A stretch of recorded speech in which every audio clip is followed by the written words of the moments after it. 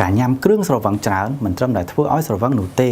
ប៉ុន្តែវាក៏ធ្វើឲ្យជាតិពុលក្នុងថ្លើមកើនឡើងផងដែរដែលជាហេតុនាំឲ្យប៉ះពាល់ដល់សុខភាពគួរឲ្យកត់សម្គាល់តើអ្នកចង់កម្ចាត់ជាតិពុលនៅក្នុងរាងកាយក្រោយពេលទទួលទានគ្រឿងស្រវឹងច្រើនរួចឬមិនពិបាកឡើយខាងក្រោមនេះខ្ញុំនឹងបង្ហាញអ្នកពីគន្លឹះងាយៗក្នុងការបន្សាបជាតិពុលនៅក្នុងរាងកាយក្រោយពេលទទួលទានគ្រឿងស្រវឹងរួច 1. ទទួលទានទឹកឲ្យបានច្រើនគ្រឿងស្រវឹងអាចបណ្ដាលឲ្យខ្សោះជាតិទឹកដោយសារតែវាមានលក្ខណៈសម្បត្តិបញ្ចុះទឹកនោមនេះហើយជាមូលហេតុដែលអ្នកគួរតែព្យាយាមទទួលទានទឹកឲ្យបានច្រើនគ្រប់គ្រាន់ដើម្បីជំនួសសារធាតុរាវដែលបាត់បង់ក្រៅពីជួយរាងកាយរក្សានៅជាតិទឹកគ្រប់គ្រាន់ឡើងវិញហើយការទទួលទានទឹកក៏ជួយកម្ចាត់ជាតិពុលផ្សេងៗដែលបណ្ដាលឲ្យមានអាការៈធីងធងនិងពិបាកក្នុងខ្លួនផងដែរ 2. ទទួលទានតែផ្កាម្លិះឬផ្កាឆាម៉ូម៉ាយតែផ្កាម្លិះឬផ្កាឆាម៉ូម៉ាយមិនត្រឹមតែរក្សាកម្រិតជាតិទឹកក្នុងរាងកាយប៉ុណ្ណោះទេប៉ុន្តែក៏ផ្ដល់សារធាតុប្រឆាំងអុកស៊ីតកម្មដល់រាងកាយក្នុងការកម្ចាត់ជាតិពុលឬរ៉ាឌីកាសេរីដែលមាននៅក្នុងរាងកាយផងដែរ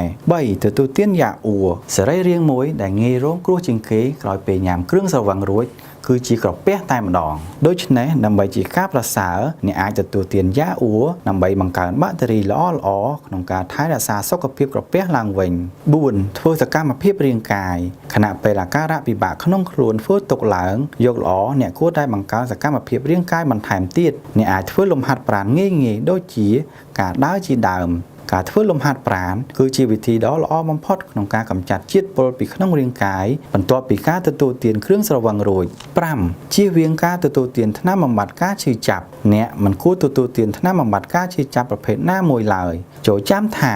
ថ្លើមរបស់អ្នកកំពុងតែរវល់ក្នុងការរំលាយគ្រឿងស្រវឹងដែលអ្នកបានទទួលទានកាលពីយប់មិញដូច្នេះវាមិនមែនជាជម្រើសដ៏ប្រសើរឡើយក្នុងការទទួលទានថ្នាំណាមួយនៅពេលព្រឹកបន្ទាប់ 6. ជៀសវាងការទទួលទានកាហ្វេអ្នកចាំបាច់ត្រូវតែស្ដារជាតិទឹកក្នុងរាងកាយឲ្យបានគ្រប់គ្រាន់ឡើងវិញក្រោយពេលទទួលទានគ្រឿងស្រវឹងរួចដូច្នេះវាមិនមែនជាជម្រើសដ៏ប្រសើរឡើយក្នុងការទទួលទានកាហ្វេបន្ថែមនេះក៏ព្រោះតែជាតិកាហ្វេមានផ្ទុកទៅដោយសារធាតុបញ្ចុះទឹកនោមដែលធ្វើឲ្យរាងកាយកាន់តែខ្សោះជាតិទឹកថែមទៀតហើយអាការៈធីងធងពិបាកក្នុងខ្លួនក្រោយពេលស្រវឹងរួចនឹងកាន់តែធ្ងន់ធ្ងរឡើងទៅ